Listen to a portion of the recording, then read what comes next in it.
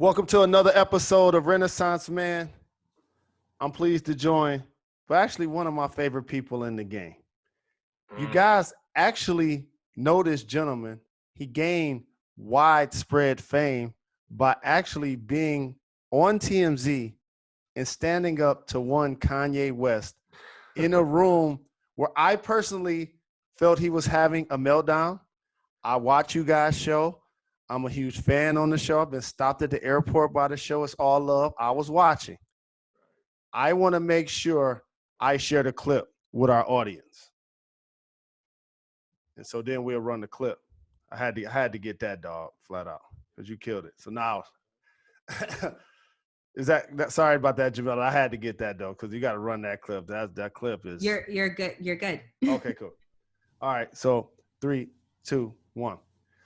Can you tell me what it's like to not only work for TMZ, but be the only Black person in the room, as a lot of these stories are become topics that you eventually talk about on television?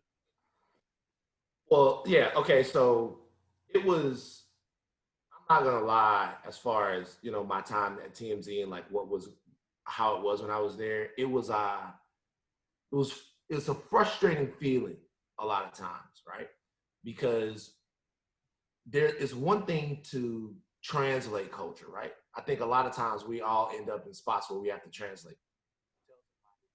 Because look, the way things are, I'm from South Baton Rouge, Louisiana, right? And there are things that go on there that to a lot of people, they don't understand why they're not the worst, most grotesque, most terrible things in the world. I gotta tell you, that's kind of just how we do things, right? It's kind of just how we are. Even my man Boosie. It gets hard for me to explain to some people sometimes that a lot of what Boosie is saying is coming from a place of not just hate. It's not hate. There are hateful things for sure, things that you need to pull his coat on. But if you were ever around him, you will come away with the thinking that, that's a good dude. But you have to translate that for where he grew up, how he grew up.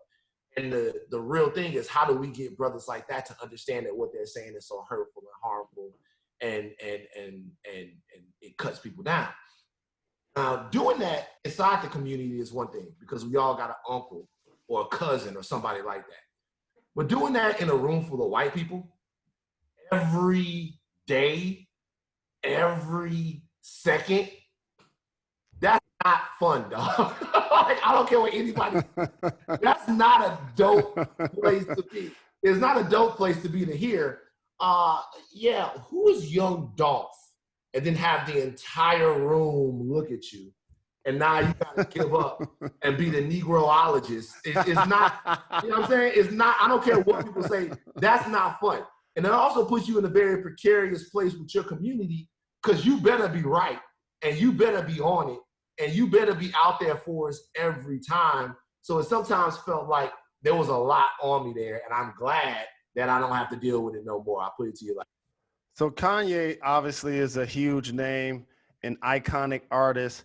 And I, like you, began a huge fan before he was even rapping. Like, I remember when they did We Are the Champions and Ye did a verse. I was like, yo, Ye rapping now too? Like, and he from Chicago. I'm from Detroit. Big Sean is like my brother. He helped put him on. So a lot of stuff that he was saying or doing for a few years, I was just like almost ignoring it, thinking that he was just bugging. But then when he came out on you guys' show and he was talking about being drugged and how slavery was a choice, and you let him know how disappointed you was in him. Now transfer that energy to being one of the, if not the only Black people in the room. He's a megastar. You're across the room screaming at a room, what I call company, full of company, talking about our issues out loud. Can you frame for me what that situation was like for you personally and how it affected you and his relationship after that? Right. Well, number one, it should have never happened. That's the first thing. That moment between me and Ye should have never happened.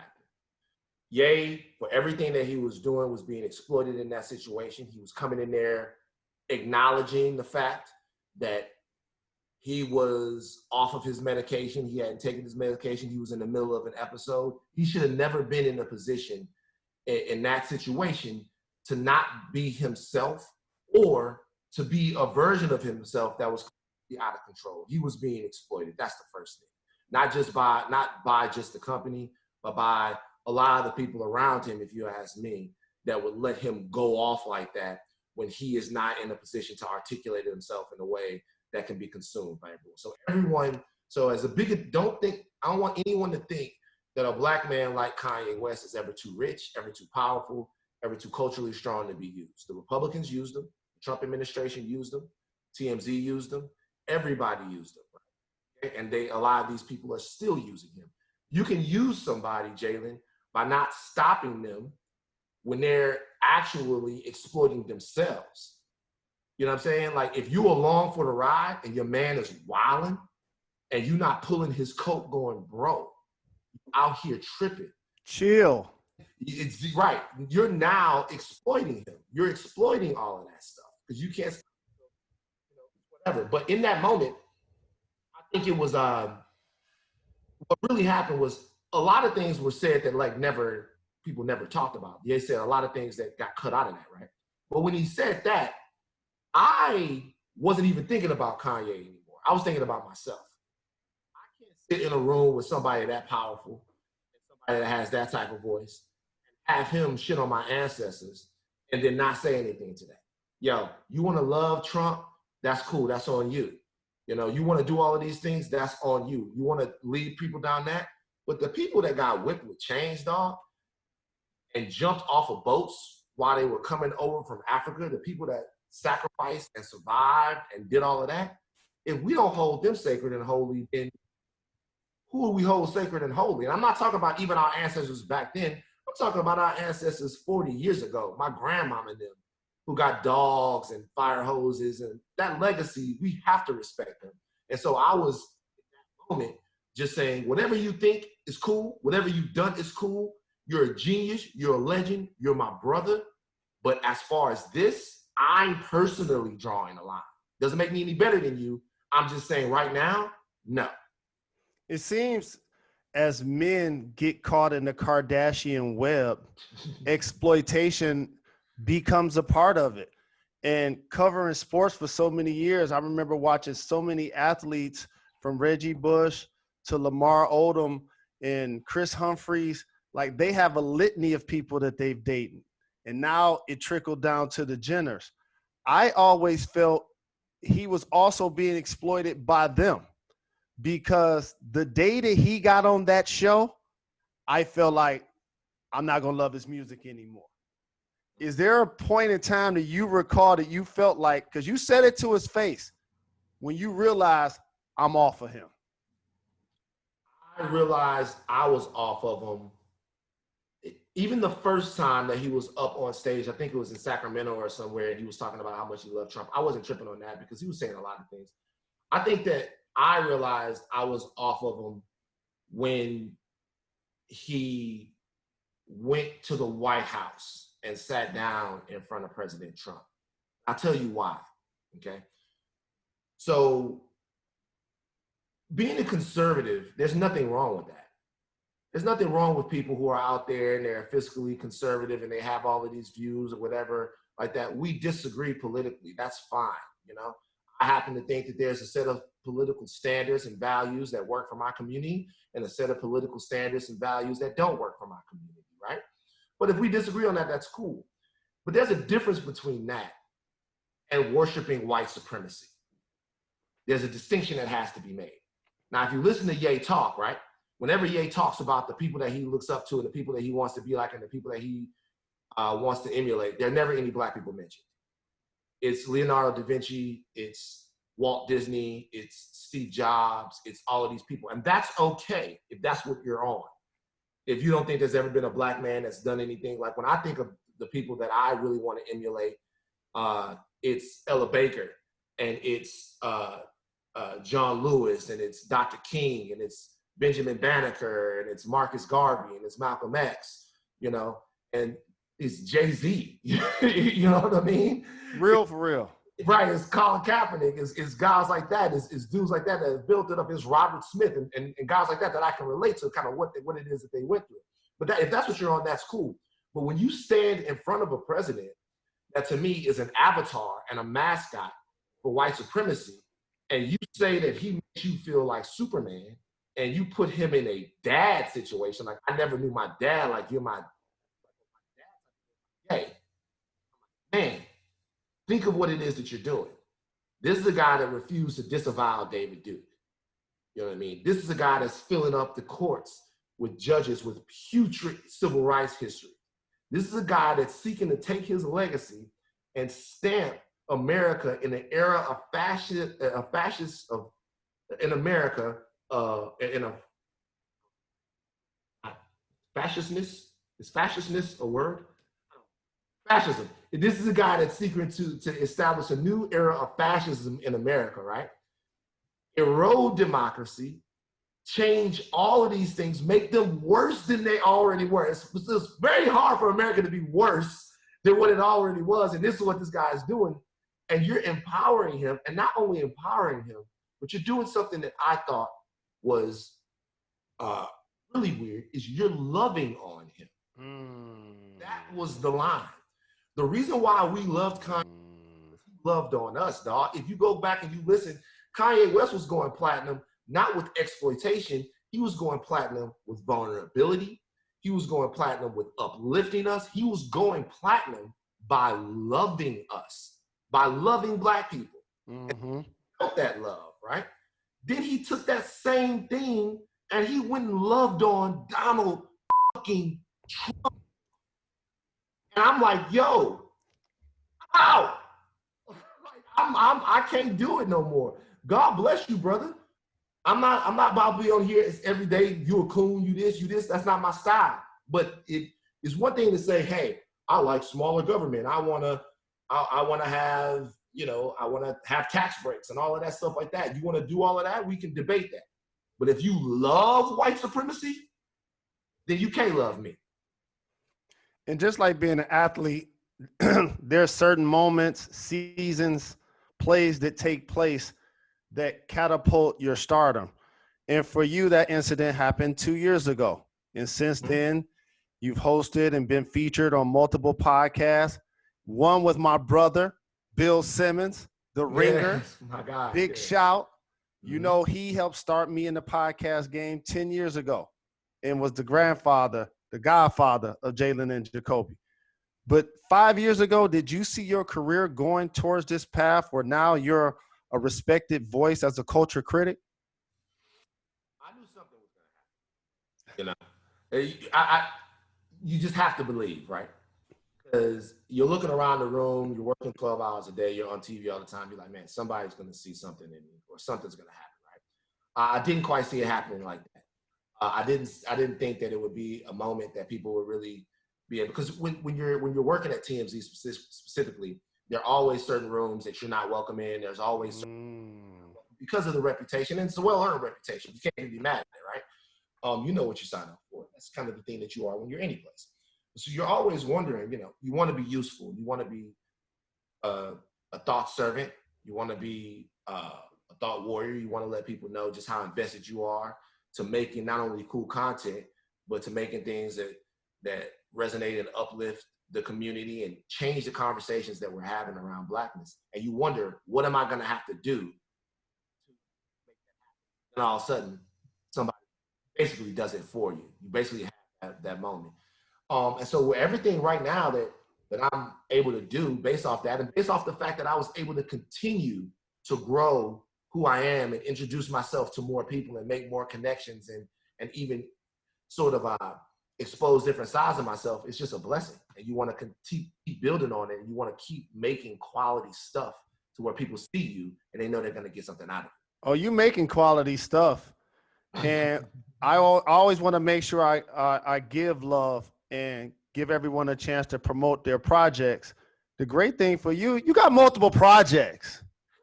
Way Down in the Hole. Right. The Red Pill. Right. Higher Learning. Yeah, man. What's that all about?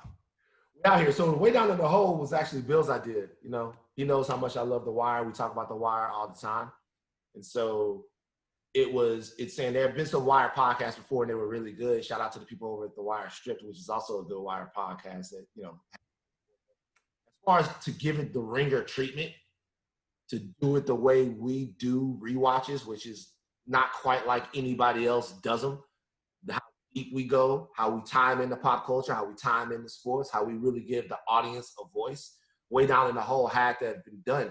And also, we have to respect the genius of Simon and Burns when it comes to The Wire. We could talk about The Wire every single moment of every single day. Classic. And not even crack how amazing the show is. So with me and Jamel, I know you're very close to Jamel. Yes, indeed. In Detroit, getting to do that every week, bro. That was a dream come true, man.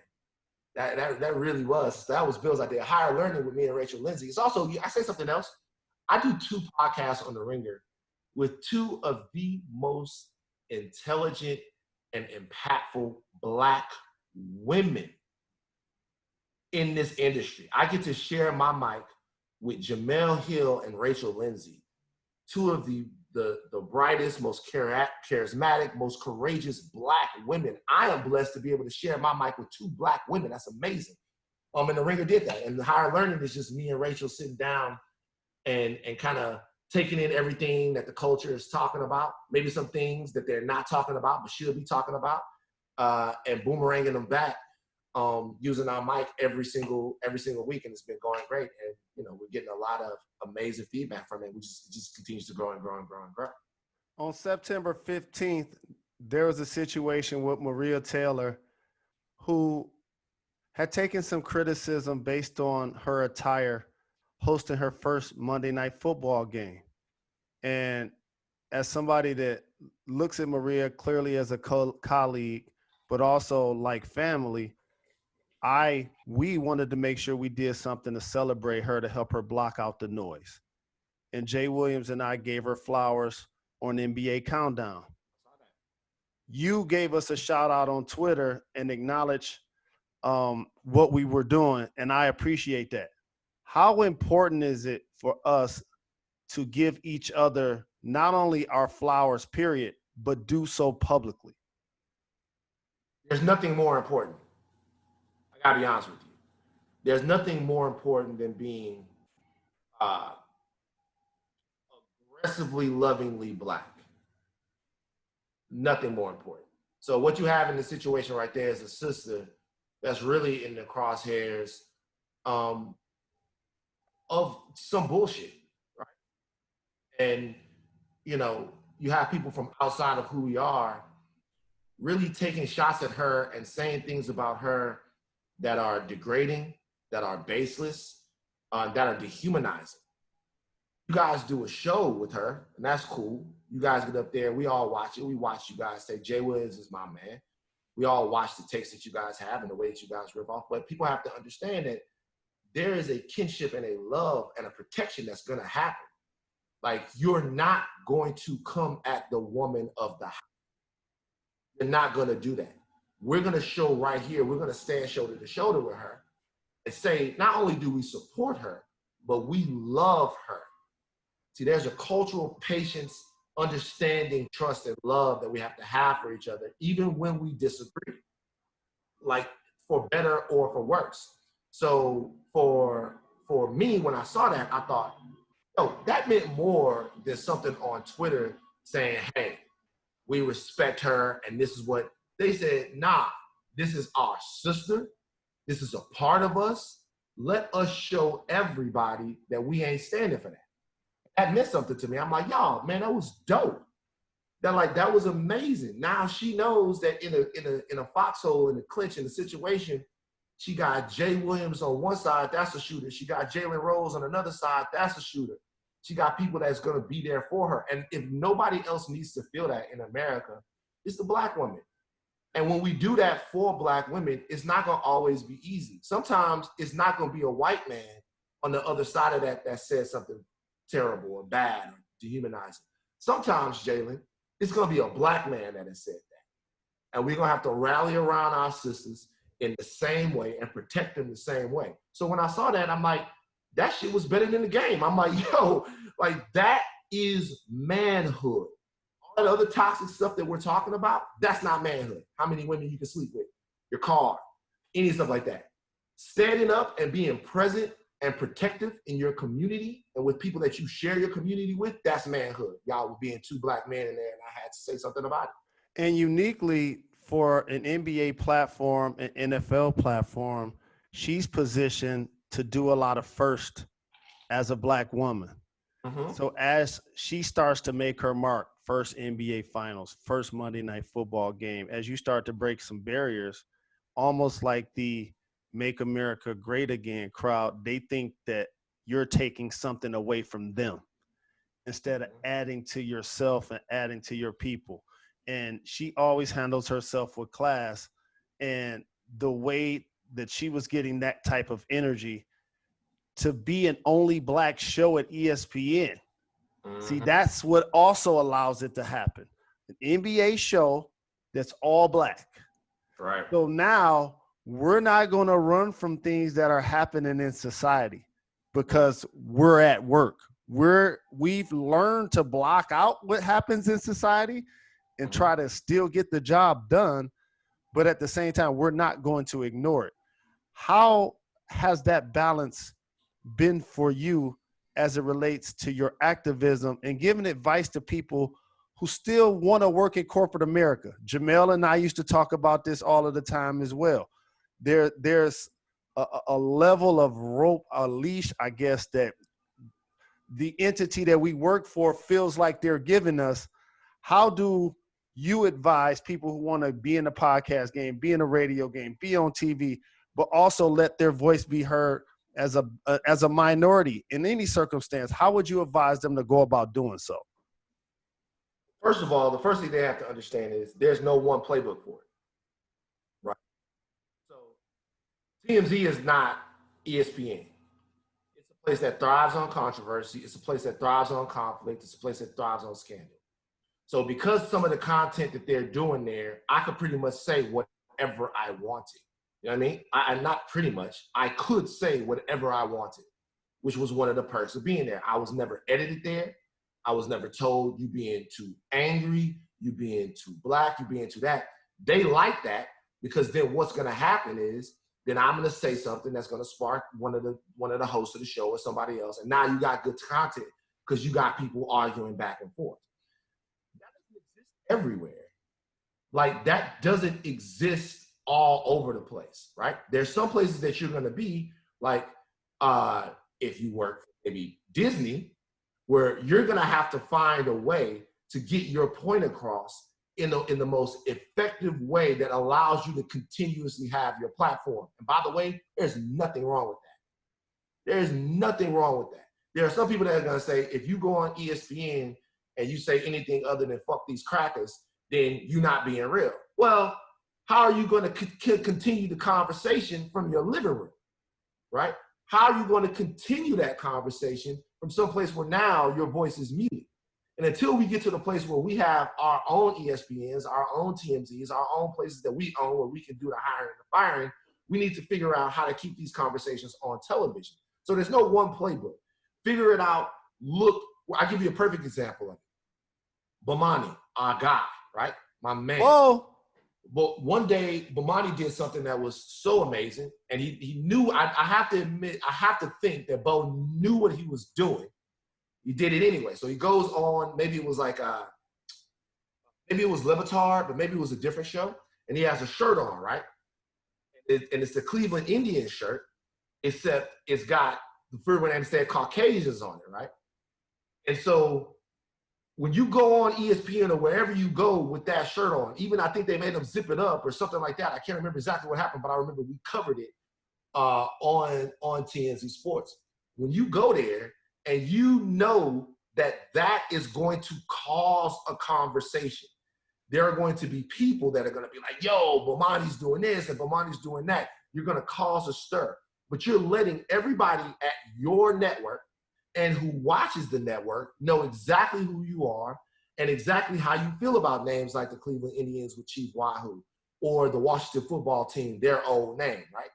You're making a point and you're using that platform. You know you're on TV. You know what people are going to do, right? But you also understand how you have to do it. There's nothing wrong with that. So don't feel like you're any less than anybody else who has an independent YouTube channel or anything like that where they can say all of these things. Figure out how you represent yourself in your community, where you're at, then go do it and be proud to have done it. Well, you should be proud that you get to work with the Bachelorette. You know, I know dudes always be hitting you up, texting you, emailing you. What she look like? What she smell like? What she sound like? Is she cool? Mm-hmm. Can I get her number? Yeah. What is some of the best things about working with Rachel doing higher learning? You know what? One of those dudes that asked that about was my dad, bro. my dad. Well, shout out to Lathan Sr. My dad, 66 years old. Here's the thing about my dad, Jalen. My dad compliments women in weird ways. If you ever meet a dude from down south, they say weird things about women. Hey, boy, what's up with that girl? She got some big old calves on her. Like big old calves. What are you talking about? I'm like, huh? He's like, I like that thing right there. I'm like, dang, Dad. Person, woman, Rachel Lindsay. I told her my dad is into Rachel Lindsay. You know what I'm saying? I tell her, man, she needs somebody to buy some groceries for her. Like she's married. All the groceries are bought. But no, like it's amazing. I think, and this is kind of something I wasn't that aware of who Rachel was and what she did before. I knew who she was, but man, it is a pleasure getting to work with her.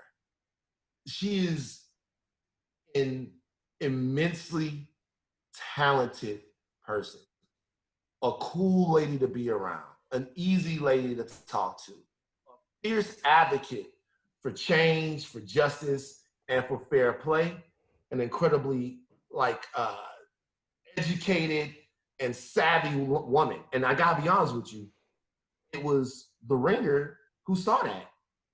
Like when I came to the Ringer, right? I was coming over there, I thought it was gonna be the Van Lathan podcast with Van Lathan. You know what I'm saying? I thought it was, that's kind of what it was. But Bill was like, yo, it's somebody I want you to meet. And I'm like, I know you're not thinking about like doing a co-host situation. I'm sure he was having the same conversations with her, right?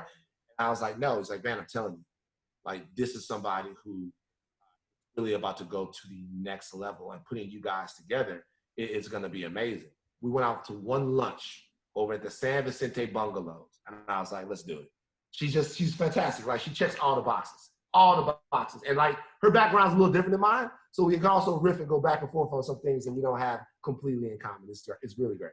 You brought up Jemele Hill, my sister from another, and we're both born and raised in Detroit, and she's done an amazing job navigating herself to be one of the elite voices in the entire industry.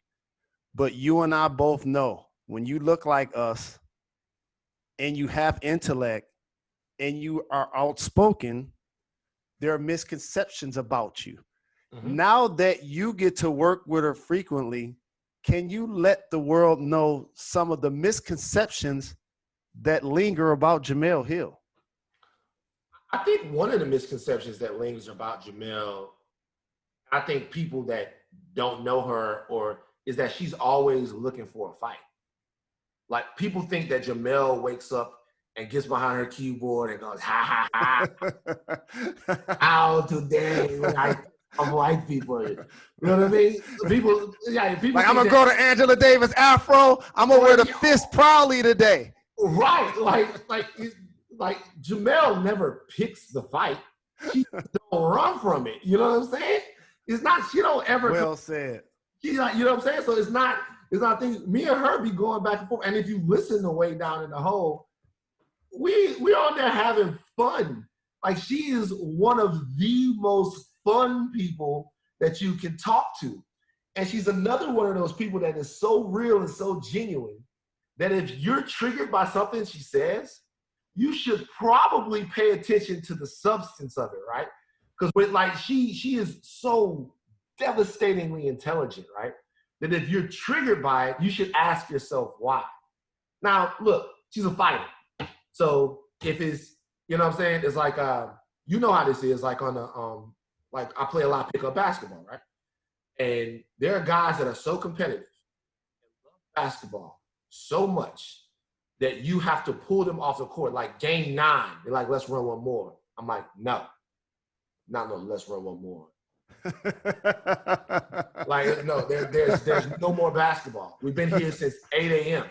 She's one of those players. Every time the ball bounces to her, she's going to pick it up and be like, let's shoot. So unless you're ready to go, don't engage with Jamel. If you're not ready to play 1 to 21, all ones, call your own fouls. Don't roll that ball out there because she's going to hoop with you every time. You've been really gracious with your time. There's 2 more things I want to do with you before I let you get out of here. Sure. Who are some of the people, whether artists or entertainers or public figures, that you feel like doing a really good job? You feel like do a really good job of keeping a social consciousness happening, that people can follow their movement, whether follow them on IG or check out their interviews or things of that nature. Because right now, Black people are hurting. COVID-19 is happening. We're dealing with a pandemic. People are losing their jobs, getting laid off, getting furloughed. So who are some of the people that you feel like do a really good job of trying to acknowledge what's happening for the current landscape and doing what they can to be a loud voice? Oh, wow. There's a lot of people out there, man. Obviously, you know, if you're looking sort of from the athlete's perspective, obviously, not so much even for what he says, but for what he does in his community, how he, like you, I'm going to give credit to Jalen Rose also for the charter school that you started. Thank you, brother. I'm going to give credit for you actually looking into your community. So really, one of the answers is Jalen Rose. And what Jalen Rose has been able to do in his community, looking around, feeling and seeing what people there need, and then delivering it to them, right? And from that tree comes some of the fruit like LeBron James and Puff and other guys who do that. So it's very important to look at guys who are activists and then also people who are changing systems inside of communities, right? So when you have a charter school or when you have a school like the I Promise School and you have people that are changing the day-to-day lives of Black people, you have to study them. That's the first thing, because all of the activism leads to that. That's one. But then when you talk about thought, people that are thinking, you look at people like Blair Imani. You look at people like Philip McHarris, right? You look at people like Phil Agnew, right? Alicia Garza. You know what I'm saying? On the political side of things, you want to pay attention to people like Bakari Sellers and Angela Rye, who are giving you, you know, they come from the side Love them. of the machine, but they're giving you the knowledge of how that world works. If you're looking for someone who you cannot peg, you don't know what they're going to say or who they're going to be with, then it's my man Killer Mike. You never know where. It's like as far as you never know where in the world is Killer Mike. Killer Mike gonna be with Run the jewels. Run the jewels. Killer Mike with Farrakhan one day, and he's gonna be somewhere talking to the NRA with Keisha Lance Bottoms on stage. Keisha Lance Bottoms on stage. Wherever he feels like Black people need to have a voice, that's where you're gonna see Killer Mike. And he's not always gonna make you happy. Sometimes Mike will be like, "Dog, what are you doing?" And he's gonna be like, "I gotta play." So all of those people, DeRay McKelson, all right, Tiffany Lofton, all my young ones, obviously Tamika Mallory, my son, all of these people who are working, Gary Chambers down in Baton Rouge, my brother, my man, Walter Gino McLaughlin down in Baton Rouge, Ted James down in Baton Rouge, all of these people, you know what I'm saying? People who are actually out there on the front lines, you know, making things happen. 19 Keys, Reza Islam, all of these brothers from the nation that, to be honest with you, I have a lot of disagreements with. Tons of fundamental disagreements with. Wow. Cannot disagree with them on is the fact that they are trying their best to show up for Black people. So we got to find ways to agree with people that sometimes I think might have some opinions that are harmful. But if you're trying to help, we got to figure out how we weed that out. And maybe you think some of my things are harmful too, right? But specifically people like Brittany Packnett that are standing up, like, you know, Tarana Burke, all of these people that are specifically making the plight of Black women, Jamila Lemieux, their goal in life, right? George Johnson, You know what I'm saying? Just all of these people that are talking about what our Black LGBT community has to go through. Do not in any way cut yourself off from any part of Black people who need your help. Black women, Black trans Americans, Black gay Americans, everybody that's out there, Michael Arsenal, all of these people that are doing what they're doing, get involved with all of this because we have to have a strong community. We got to come together and be a fist. So you need to know what everybody's going through. That is great intellect, and you covered a lot of ground. Before I let you get out of here, I like to do something. It's a rapid fire called Gone in 60 Seconds. So feel free to take a sip of water, take a deep breath, because try to answer as many questions as you can as we start the clock right now. Which celebrity would you like to see run for political office? Oprah. That's a great one. Who is the biggest white ally we have in history? In history, John Brown. Who's the biggest white ally we have currently? I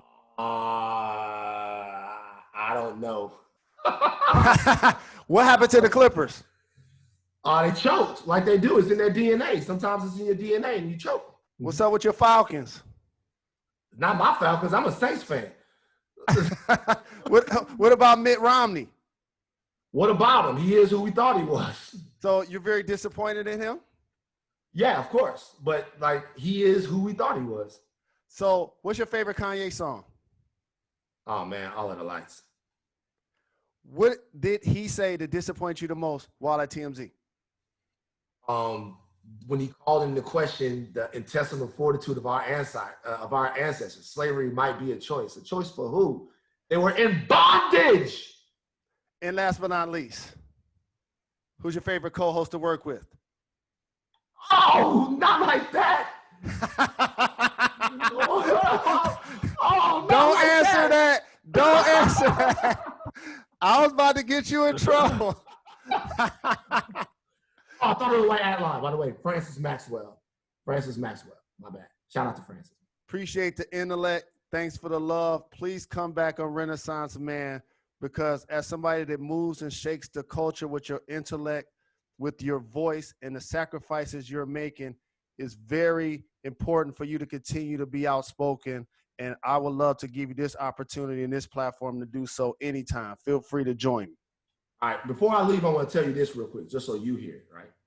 So I'm growing up, it's 1991, it's 1990, it's 1992.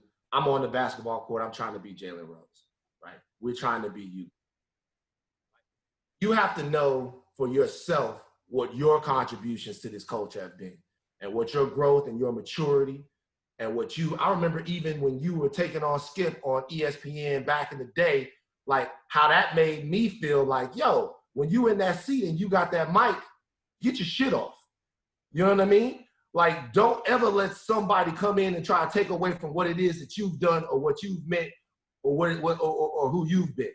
So we watched y'all since we was little boys, and everything that y'all did was to cut against the establishment and to do things y'all way. And that things like that, Jalen, are emancipating. It makes people feel like they can be free. They can be themselves. I can wear black socks. I can wear my shorts loose. I can be me. I don't have to conform to somebody else to go play basketball or be on TV. So always remember that in you're a cultural emancipator too. I just want to make sure you got your flowers and you heard that from me before I got out of here, bro. I'm proud of you. Thanks a lot, my brother. I appreciate the love and looking forward to catching up soon. All right, my man.